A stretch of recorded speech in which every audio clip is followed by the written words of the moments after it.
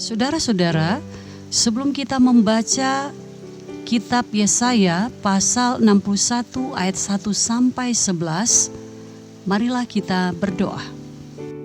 Kami bersyukur ya Bapa, sebab oleh anugerah-Mu Engkau berkenan memasukkan kami sebagai salah satu dari kawanan domba tebusan-Mu. Kami dimerdekakan, dibebaskan dari belenggu dan perbudakan dosa oleh karya Kristus di kayu salib. Ya Roh Kudus, ajarlah kami melalui kebenaran firman yang hendak kami pelajari di saat ini, kiranya mengubahkan hidup kami, supaya kami sungguh-sungguh hidup sebagai seorang Kristen yang bebas dari ikatan dosa dan tidak lagi mau diperhamba dosa. Kiranya dengan hak istimewa yang Tuhan telah taruh bagi kami, melalui amanat agung Tuhan Yesus, kami pun dapat menjadi pewarta pembebasan di tengah dunia yang diperbudak oleh dosa dan keinginan daging.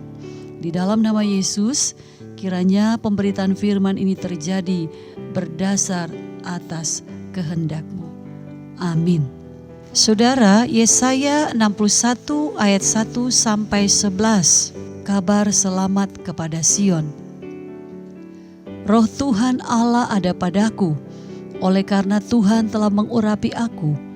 Ia telah mengutus aku untuk menyampaikan kabar baik kepada orang-orang sengsara dan merawat orang-orang yang remuk hati, untuk memberitakan pembebasan kepada orang-orang tawanan dan kepada orang-orang yang terkurung kelepasan dari penjara, untuk memberitakan tahun rahmat Tuhan dan hari pembalasan Allah kita, untuk menghibur semua orang berkabung, untuk mengaruniakan kepada mereka perhiasan kepala ganti abu, minyak untuk pesta ganti kain kabung, nyanyian puji-pujian ganti semangat yang pudar, supaya orang menyebutkan mereka pohon tarbantin kebenaran, tanaman Tuhan, untuk memperlihatkan keagungannya. Mereka akan membangun reruntuhan yang sudah berabad-abad dan akan mendirikan kembali tempat-tempat yang sejuk dahulu menjadi sunyi. Mereka akan membaharui kota-kota yang runtuh, tempat-tempat yang telah turun-temurun menjadi sunyi. Orang-orang luar akan melayani kamu sebagai gembala kambing dombamu, dan orang-orang asing akan bekerja bagimu sebagai petani dan tukang kebun anggurmu. Tetapi kamu akan disebut imam Tuhan dan akan dinamai pelayan Allah kita. Kamu akan menikmati kekayaan bangsa-bangsa dan akan memegahkan diri dengan segala harta benda mereka. Sebagai ganti bahwa kamu mendapat malu 2 kali lipat, dan sebagai ganti noda dan luda yang menjadi bagianmu, kamu akan mendapat warisan 2 kali lipat di negerimu, dan sukacita abadi akan menjadi kepunyaanmu. Sebab aku Tuhan mencintai hukum dan membenci perampasan dan kecurangan.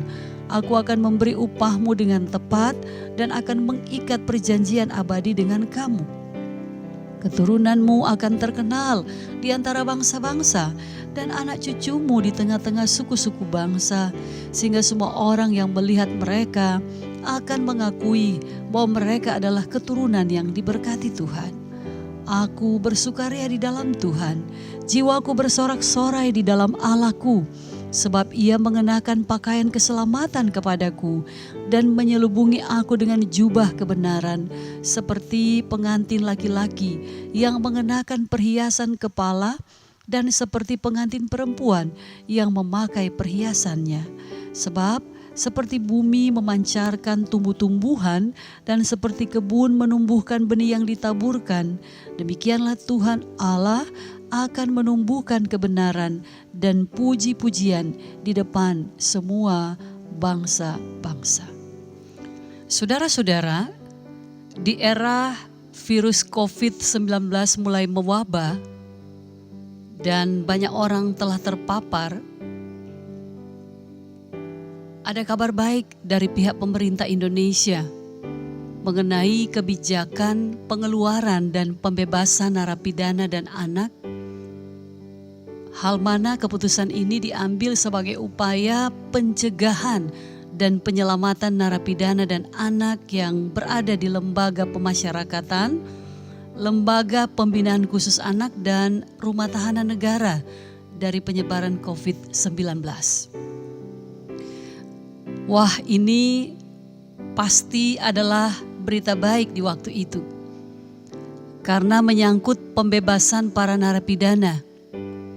Sebuah kabar pembebasan sekalipun pemerintah menetapkan aturan bahwa ada syarat yang harus dipenuhi bagi narapidana dan anak untuk dapat keluar melalui asimilasi telah menjalani 2/3 dari masa pidana pada 31 Desember 2020 dan untuk anak telah menjalani setengah masa pidana pada 31 Desember tahun 2020. Saudara, berita pembebasan adalah kabar baik yang tentunya dinanti-nantikan oleh para penghuni sel penjara yang layak menerima kebijakan ini. Sama halnya dengan seorang pria warga Amerika Serikat bernama Julaigon. Ia saudara berusia 15 tahun ketika masuk penjara karena kasus pembunuhan. Hampir 70 tahun ia berada di dalam sel penjara.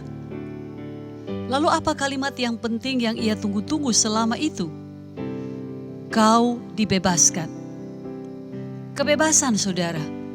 Itulah berita terpenting dari berita apapun bagi Julaigon.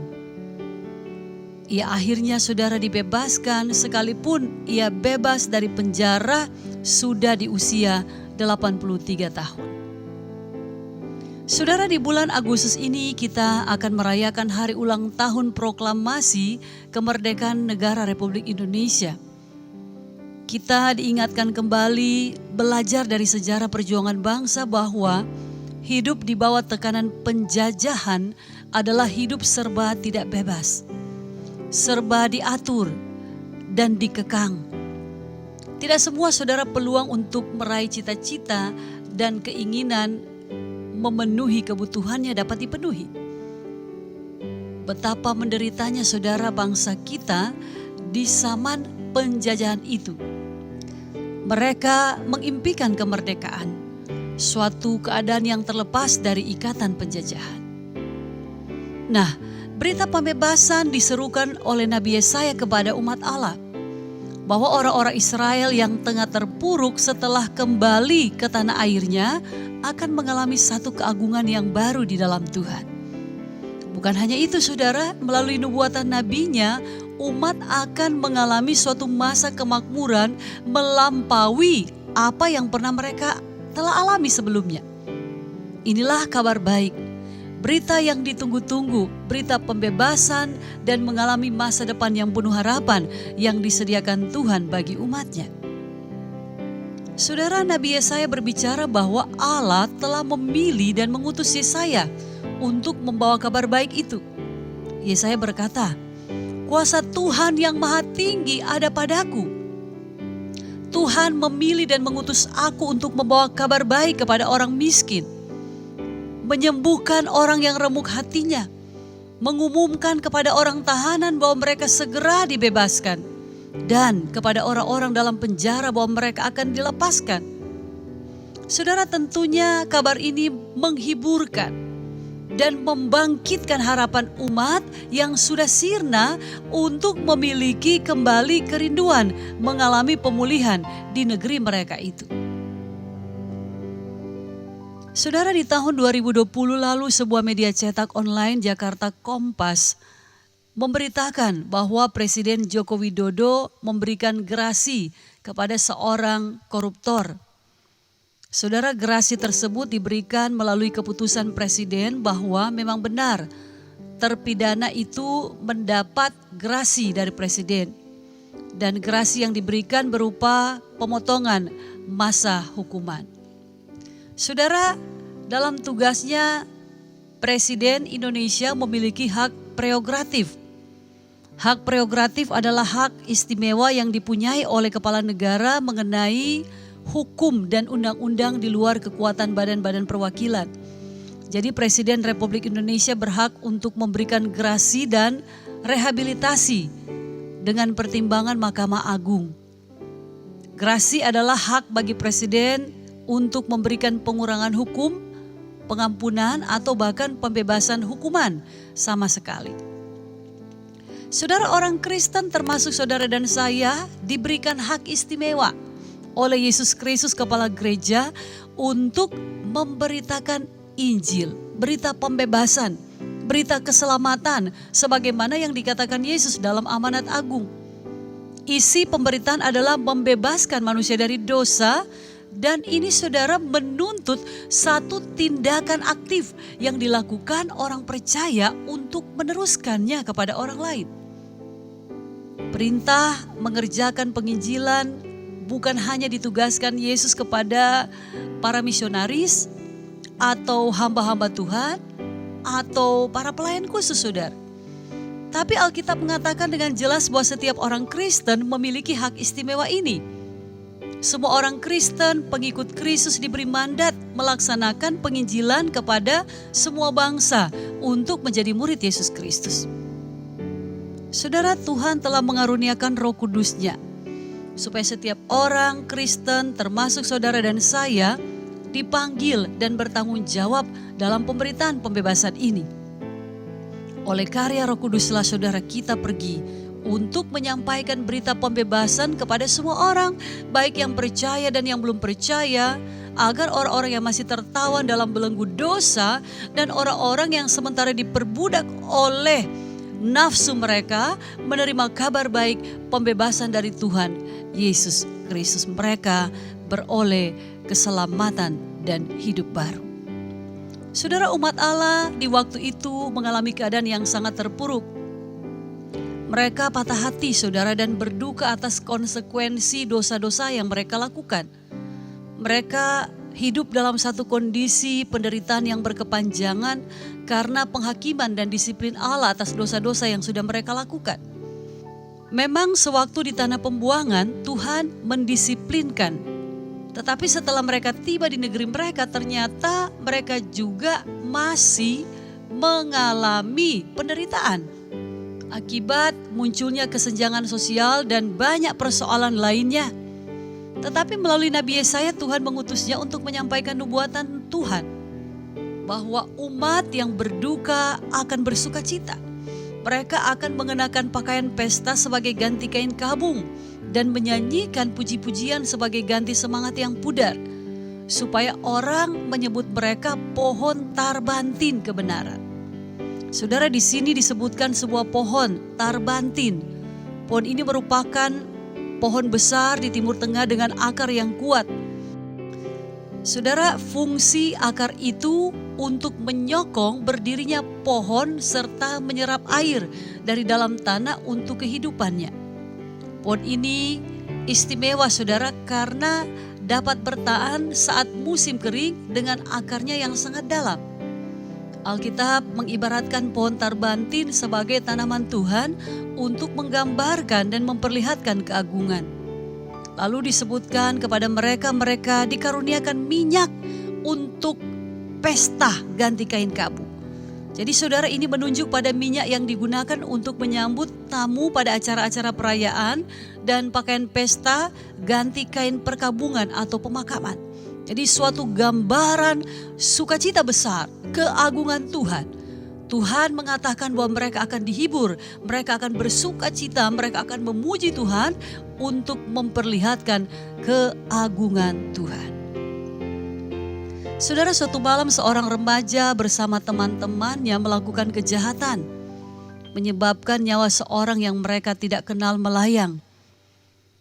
Remaja ini berlari pulang ke rumah dan melepaskan pakaiannya yang berlumuran darah, lalu membuangnya di satu tempat sampah. Ia berganti pakaian dan pergi dari rumahnya, saudara. Polisi tiba di rumah itu dan segera menggeledah. Polisi akhirnya menemukan bekas pakaian berlumuran darah dan mengincar remaja itu, lalu menemukannya dan segera menangkapnya. Kemudian saudara, melalui proses hukum di pengadilan, ia dijatuhi hukuman di penjara. Tetapi 11 tahun kemudian di dalam tahanan, tiba-tiba ia mendengar kabar bahwa masa tahanannya diperpendek dan tidak lama lagi ia akan dibebaskan. Saudara, wajah pria itu terlihat gembira Sebelumnya di dalam penjara ia kesepian, sendiri, frustrasi, dan terombang-ambing. Tak henti-hentinya saudara ia menangis. Ia berharap pembebasannya menjadi kesempatan terakhir untuk memulai hidup. Saudara, berita yang didengarnya adalah berita baik. Ia menyambutnya dengan gembira. Sejak hari itu, hidupnya saudara mulai bergairah meski dalam sel penjara. Saya kira saudara, siapapun dia pernah mengalami saat-saat ketika merasa sendirian, frustrasi, terombang-ambing, tidak ada kepastian, tidak ada jalan keluar karena beratnya tekanan masalah yang dijumpai. Termasuk saudara dan saya mungkin pernah dirundung kesedihan, kecemasan, ketakutan, bahkan bisa saja kita pernah ada atau hampir berada di titik nol, hampir putus asa. Apakah mengalaminya saudara sebagai akibat suatu sebab yang mendahulunya, baik itu akibat kesalahan kita sendiri maupun akibat suatu peristiwa yang diizinkan Tuhan? Semuanya saudara terlihat buntu, tertutup, tidak ada jalan keluarnya. Tetapi ingatlah bahwa berita pembebasan selalu digaungkan Tuhan kepada anak-anaknya. Bahwa Tuhan sedang bekerja mempersiapkan hari pembebasan sebagaimana yang dijaminkan dalam firman-Nya. Tentu saudara, yang diingatkan pada kita adalah bagaimana kita menyambut berita kabar baik dengan percaya. Sebab Tuhan sanggup mengubah keadaan apapun yang saudara dan saya alami. Dengan percaya kita akan melihat bahwa Tuhan sementara dan sedang bekerja dan bersegera membantu kita untuk melewati dan membebaskan dari kesesakan dan penderitaan. Artinya di dalam Tuhan akan selalu ada kemampuan untuk dapat setia dan taat sekalipun itu di dalam derita. Dan Tuhan selalu membuka jalan keluar, dan setiap masalah serta kesesakan yang dialami oleh anak-anaknya saudara tidak akan membuat dia tidak dapat berbuat apa-apa, melainkan selalu ada jalan. Memang banyak kali hidup kita ibarat berada di atas tumpukan abu kanjuran. Tetapi oleh janji Tuhan, keadaan itu dapat diubah menjadi kehidupan yang penuh dengan keindahan. Tuhan menjanjikan bahwa duka cita kita diganti dengan tawa. Tuhan akan mengubah tangisan keputusasaan saudara dan saya menjadi lagu-lagu pujian. Sungguh saudara, keagungan pekerjaan tangan Tuhan berlaku bagi mereka yang percaya dan menanti-nantikan pertolongannya. Nubuatan Nabi selanjutnya adalah umat akan mengalami berkat atau masa kemakmuran melampaui apa yang pernah mereka alami sebelumnya. Saudara, Yesaya memberitakan bahwa segala kerusakan rohani dan fisik akan diperbaiki, dipulihkan. Tuhan berbelas kasih dan mengampuni dosa mereka, dan secara fisik keadaan tanah air mereka akan mengalami kemakmuran. Saudara, bangsa-bangsa akan menjadi berkat bagi umat. Apa artinya? Musuh yang pernah menindas mereka akan berbalik menjadi agen Allah untuk memberkati mereka. Semua yang pernah dirampas dari Israel akan dikembalikan musuh mereka dengan berlipat ganda. Jadi semua bangsa akan mengakui Israel sebagai bangsa yang diberkati Tuhan.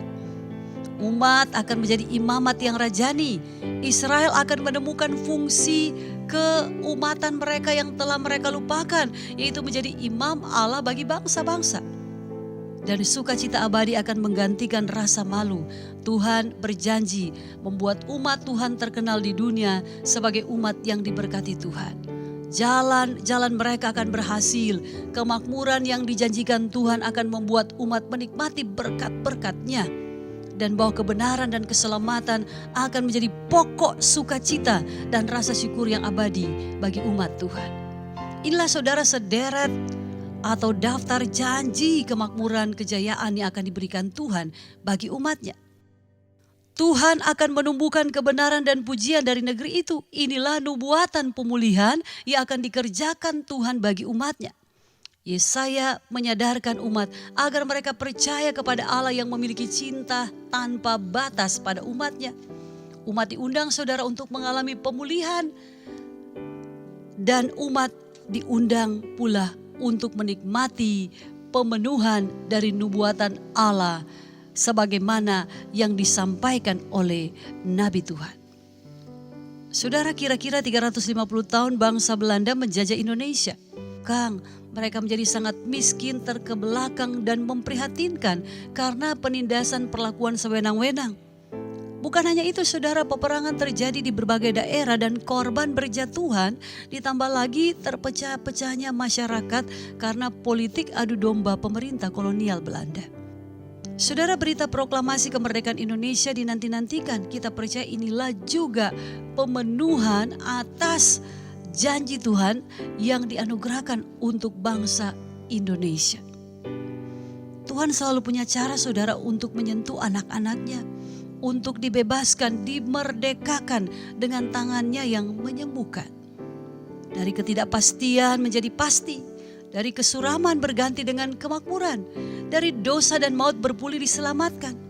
Ingatlah saudara, kita punya Allah yang menjaminkan masa depan, karena Allah selalu menyediakan masa depan yang pasti sebagaimana nubuatan Nabi bagi umat Allah di masa lampau, maka di masa kini kita percaya Allah pun melakukannya atas kehidupan orang-orang percaya.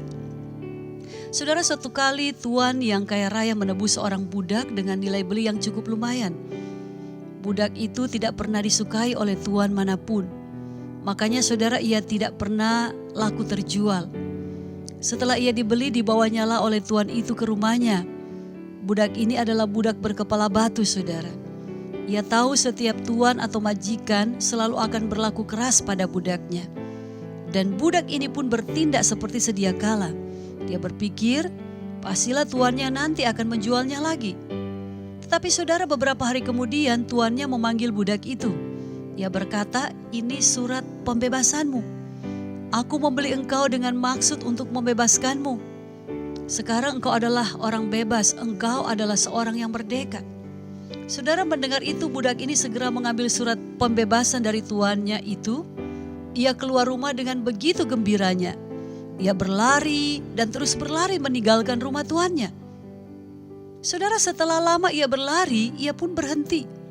Lalu ia berpikir, memang sekarang ini aku adalah seorang merdeka.